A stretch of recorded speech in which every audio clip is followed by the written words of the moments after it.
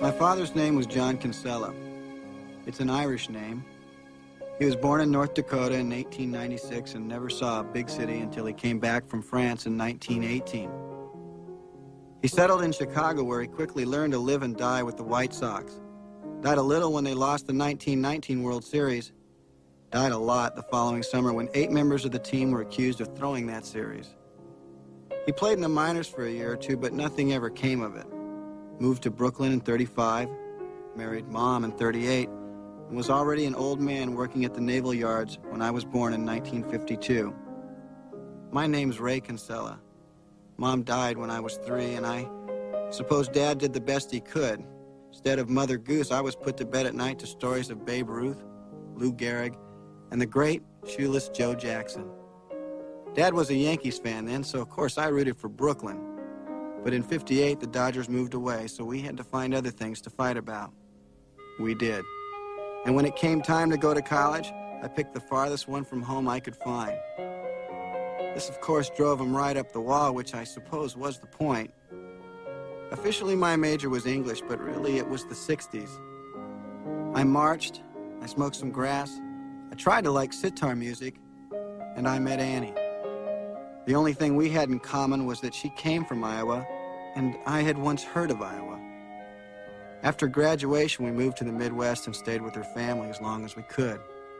Almost a full afternoon. Annie and I got married in June of '74. Dad died that fall. A few years later, Karen was born. She smelled weird, but we loved her anyway. Then Annie got the crazy idea that she could talk me into buying a farm. I'm 36 years old, I love my family, I love baseball, and I'm about to become a farmer. But until I heard the voice, I'd never done a crazy thing in my whole life. The game of baseball has always carried a nostalgic charm to it. It is called America's pastime. Families going to games over the summer carry a rite of passage. For this week's film, it is where a major scandal from 70 years prior brings hope and forgiveness to a newly minted Iowa farmer. Released in 1989, based off the book Shoeless Joe by W.P. Kinsella and directed by Philip Alden Robinson, Field of Dreams tells the story of Ray Kinsella, played by lifelong baseball fan Kevin Costner, an Iowa farmer that after hearing voices while working in his cornfield, decides to turn that cornfield over and build a baseball field. This begins a journey across the country to solve the hope-inspiring mystery. Rounding out the cast is James Earl Jones, Amy Madigan, the late Ray Liotta, and Burt Lancaster in his last film role prior to his death. The clip you heard at the beginning of this review starts the film and tells us the story of Ray, his life, and briefly touches on the issue with his father. It also points to his love of baseball. Our next 2 clips show that love and the scandal that serves as the backdrop for this film, the 1919 Chicago White Sox. 8 men that ended up getting a lifetime ban from baseball that is still held up today after throwing the World Series. Most notable of that group was shoeless Joe Jackson, who had one of the statistically greatest World Series in history. And evidence suggests he knew nothing about the fix, but he was banned nonetheless. Our second clip, Ray meets the ghost of Shoeless Joe. What the hell is he doing? He's plowing under his corn. Why?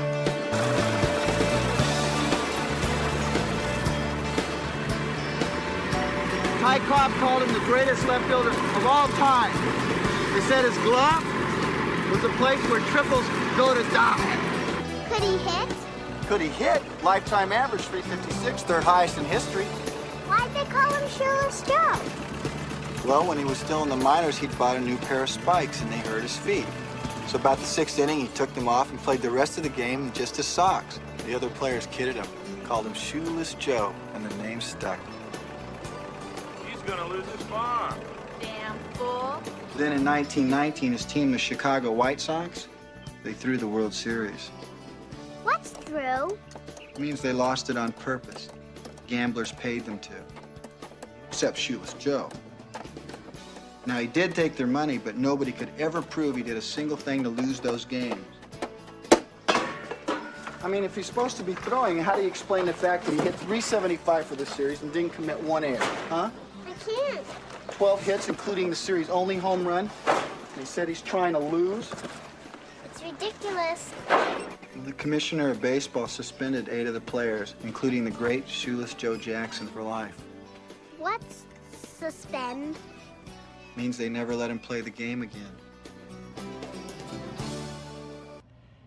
And now, the ghost of Shoeless Joe Jackson.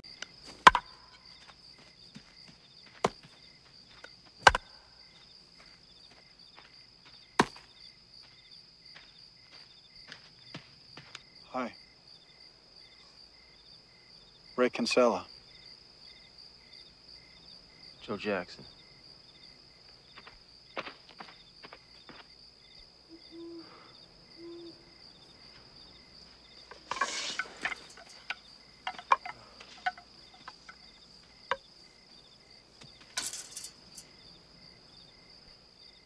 Bet it's good to be playing again, huh? Getting thrown out of baseball was like having part of me amputated.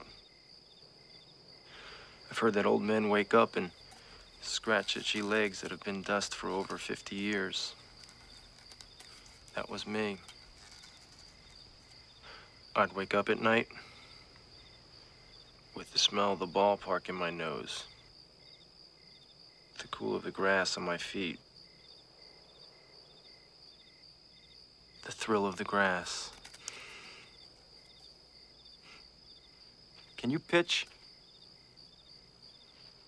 Yeah. Not bad.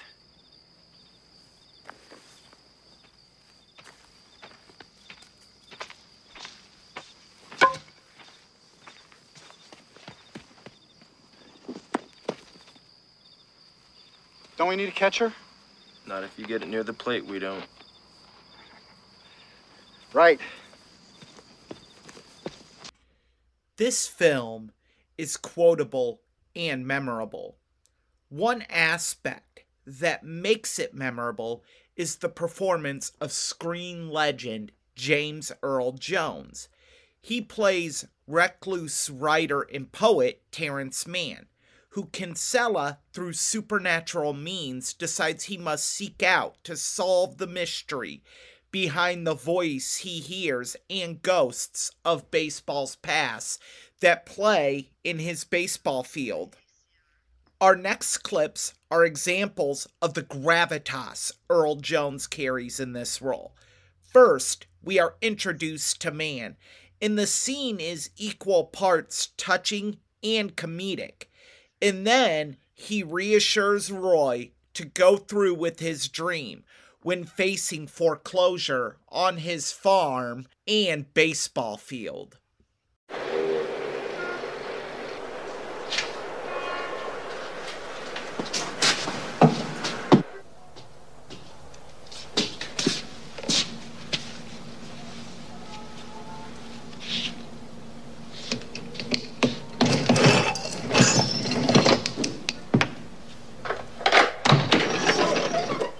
Who the hell are you?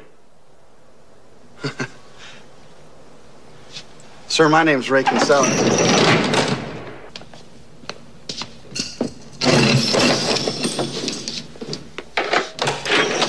We got a learning disability here? Mr. Mann, if I could just have 1 minute, please. Look, I can't tell you the secret of life, and I don't have any answers for you.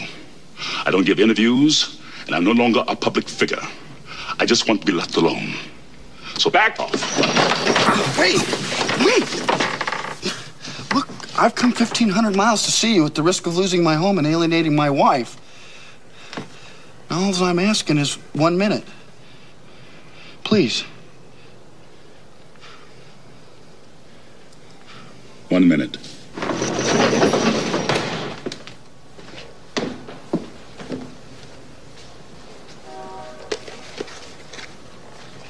Okay, I understand your desire for privacy, and I wouldn't dream of intruding if this weren't extremely important. Oh, God. I don't do causes anymore. This isn't a cause. I don't need money or an endorsement. Refreshing. You once wrote, "There comes a time when all the cosmic tumblers have clicked into place and the universe opens itself up for a few seconds to show you what's possible." Oh, my God. What? You're from the 60s. Well, yeah, actually. Ow, hey. Back to the 60s. Wait a back. second. There's no place for you here in the future. Get back while you still can. You've changed. You know that? Yes, I suppose I have. How about this? Peace, love, dope. Now get the hell out of here. And now, Terrence reassures Roy. All right. This is fascinating. It is. But the fact remains is that you don't have the money to bring the mortgage up to date, so you're still gonna have to sell. I'm sorry, Ray. We got no choice. Ray, people will come, Ray. They'll come to Iowa for reasons they can't even fathom. They'll turn up your driveway, not knowing for sure why they're doing it. They'll arrive at your door as innocent as children, longing for the past. Of course, we won't mind if you look around, you'll say. It's only $20 per person. They'll pass over the money without even thinking about it. For it is money they have, and peace they like. Ray, just sign the papers. And they'll walk out to the bleachers. And sit in shirt sleeves on a perfect afternoon. They'll find they have reserved seats somewhere along one of the baselines. Where they sat when they were children and cheered their heroes. And they'll watch the game. And it'll be as if they'd dipped themselves in magic waters. The memories will be so thick, they'll have to brush them away from their faces. Ray, when the bank opens in the morning, they'll foreclose. People will come, Ray. You're broke, Ray. You sell now or you lose everything. The one constant through all the years, Ray, has been baseball. America has rolled by like an army of steamrollers. It's been erased like a blackboard, rebuilt and erased again. But baseball has marked the time. This field, this game, is a part of our past, Ray. It reminds us of all that once was good, and it could be again. Oh, people will come, Ray. People will most definitely come. Ray, you will lose everything. You will be evicted.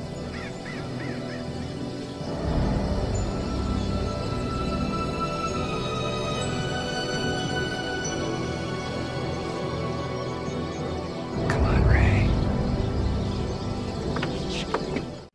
Does Ray sell? Does he lose the farm? Does he find what he was looking for and what the voices and the ghosts of baseball's past want him to find? Well, audience, I'm not going to spoil it. You're going to have to see the film for yourself. I'm sure many listeners will dismiss this film simply because they do not like sports or quote-unquote sports movies. In my opinion, that would be a horrible mistake. This film is supernatural fantasy, filled with hope, dreams, the search for forgiveness, and getting rid of the burden of guilt. Baseball is merely secondary. It is a backdrop to this beautiful and inspiring film. Critics and many more agreed. It was nominated for 3 Academy Awards: Best Picture, Best Screenplay, and Best Original Score. Although it did not win any, its legacy is everlasting. It is revered as much more than just a sports film. Every year, hundreds of thousands make the trek to Dyersville, Iowa, where the actual baseball film used in the film has become a tourist attraction. Since 2021, Major League Baseball hosts a game there. This film has touched the hearts of many and created a lasting impact since its release that serves much, much more than just being a simple, quote-unquote, sports movie. I hope you join me next week when we travel back to the lawless Old West in a story of redemption for an aged outlaw. Clint Eastwood and Morgan Freeman star in Unforgiven. For WMNH and Matt Connarton Unleashed, this has been a classic film review with Erich Pilcher.